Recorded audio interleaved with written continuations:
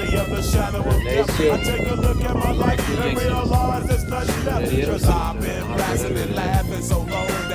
Kim döner istiyor? Ketçaplı mı istiyor? Mayonez yok. Mayonez yok mu?